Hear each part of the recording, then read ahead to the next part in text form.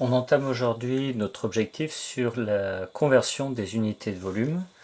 Donc, conversion d'unités, on a déjà travaillé ça quand on a fait les distances. Les premiers tableaux qu'on a rappelés et que vous connaissiez d'école primaire. En l'occurrence, si je prends les distances, ce tableau-là, avec kilomètres, hectomètres, décamètres, mètres, décimètres, centimètres, millimètres. Une fois qu'on a bien travaillé ce tableau, on est passé aux aires, aux surfaces. Et dans ce cas-là, on a quasiment gardé le même tableau. La seule différence, c'est que dès qu'on parlait en surface, en air, on ne parlait plus de kilomètres, mais de kilomètres carrés, d'hectomètres carrés, décamètres carrés, mètres carrés, décimètres carrés, centimètres carrés et millimètres carrés.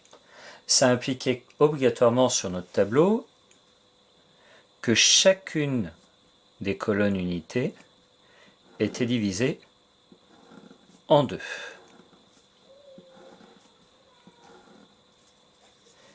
Et on avait fait une explication qui aboutissait au fait que 1 mètre carré, c'était l'équivalent de 100 décimètres carrés, ce qui nécessitait, quand je mettais mon 1 dans les mètres carrés, de rajouter 2 zéros pour arriver au décimètre carré. Quand on va parler des volumes, on va parler maintenant de notation en cubes. Donc, mètres cubes. On aura les décimètres cubes, les centimètres cubes, les millimètres cubes, et à l'identique, décamètres cubes, hectomètres cubes, kilomètres cubes. Là, de façon assez simple, notre tableau, quand il y avait un petit 2, il y avait 2 colonnes. À partir du moment où il y a un petit 3, il va y avoir automatiquement 3 colonnes pour chaque unité. Alors bien sûr, quand je vais lire une unité, comme pour les carrés, je vais partir sur la colonne dans l'unité, colonne qui est à droite. Pour les mètres cubes, si je considère 1 mètre cube, je vais donc partir sur la colonne qui est à droite. Ici j'ai 1 mètre cube. Si je transforme ça en décimètres cubes, je rajoute donc 3 zéros. Alors, pour expliquer un petit peu ça,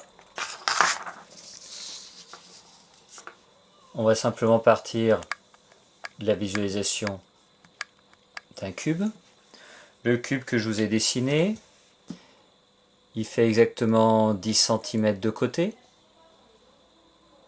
Le petit qui est à l'intérieur fait 1 cm de côté.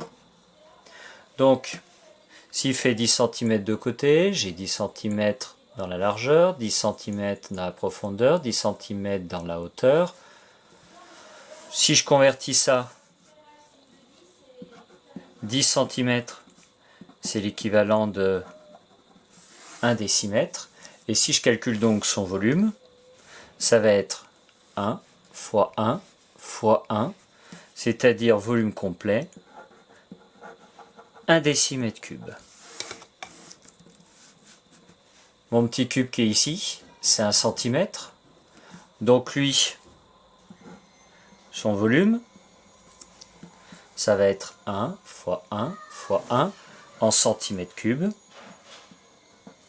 Donc 1 centimètre cube. Et maintenant, je vais juste me poser la question, des petits cubes, j'en rentre combien dans mon grand cube? Ça fait 1 centimètre, j'ai 10 cm, donc des petits cubes comme ça, j'en ai 10. Je vais également en avoir 10 dans la hauteur. Ce qui fait que déjà sur ma première face, la face avant, je vais en avoir 10 lignes de 10, c'est-à-dire 100. Vu que j'ai également une profondeur de 10 cm, c'est-à-dire que des petits cubes, je vais avoir la première couche, première tranche, la deuxième, la troisième, quatrième, jusqu'à la 10e, c'est-à-dire 100 fois 10. Au total, à l'intérieur, j'ai 1000 petits cubes, ce qui représente 1000 cm3. Ça, c'est le volume de tous les petits cubes qui correspond donc au volume du grand cube, 1 décimètre cube.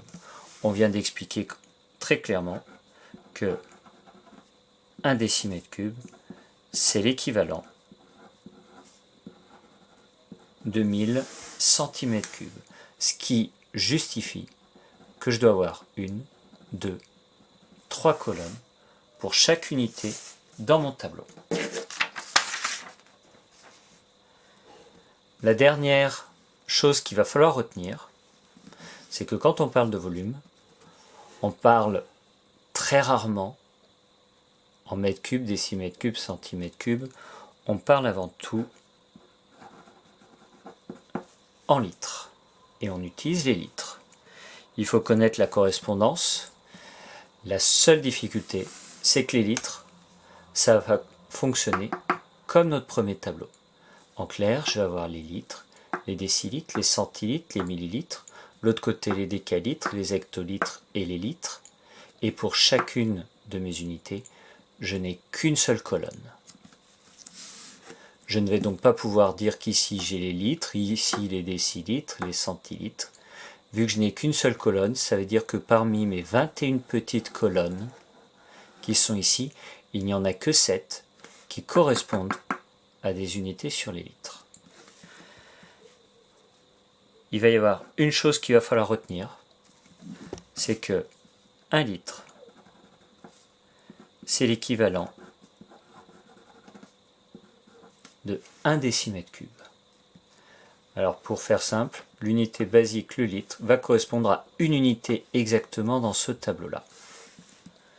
Si je reprends en même temps le petit tableau, 1 millimètre cube, c'est le volume d'un dé qui fait 1 millimètre de côté. C'est quelque chose qui est tout petit comme ça. 1 centimètre cube, c'est l'équivalent du volume de mon petit cube qui est ici. De façon assez simple, je ne mets pas 1 litre d'eau là-dedans. Le décimètre cube, c'est l'équivalent de ce grand cube. Et là, je pourrais me dire, a priori, je me rapproche du 1 litre. Il y a de fortes chances que je puisse mettre 1 litre. L'unité du dessus, c'est le mètre cube. Et dans ce cas-là, le mètre cube, c'est l'équivalent de ce cube-là, mais avec 1 mètre ici, 1 mètre de profondeur, 1 mètre de hauteur, ce qui représente un volume plus gros qu'une baignoire. Donc c'est sûr, 1 litre ne suffira pas à remplir. La seule chose que vous devez vous rappeler, c'est donc que les millimètres cubes, ça ne marche pas, les centimètres cubes, ça ne marche pas, les mètres cubes, ça ne marche pas. La seule qui nous reste, parce qu'après je suis sur des choses qui sont encore plus grosses, la seule qui nous reste, c'est les décimètres cubes. L'équivalent d'un cube de 10 cm de côté. Et à l'intérieur, je mets exactement 1 litre. Ce qui fait que 1 décimètre cube, c'est 1 litre. Mes litres, ils sont ici. C'est cette case-là. Juste à côté, je vais donc avoir les décilitres dans cette case. Juste à côté, je vais donc avoir ici l'équivalence des centilitres. Dans cette case-là, ça me donnera les millilitres. Et si je pars de l'autre côté, j'ai les décalitres, les hectolitres et les kilolitres. On peut donc avoir en tête qu'un kilolitre, c'est l'équivalent d'un mètre cube, 1 millilitre, c'est l'équivalent d'un centimètre cube, mais celui que je vous demande de retenir et qui vous permettra toujours de faire vos conversions, c'est d'avoir en tête que 1 litre, c'est 1 décimètre cube. On retient ça, on peut rajouter toutes les autres unités dans notre tableau des cubes. Voilà pour cet objectif.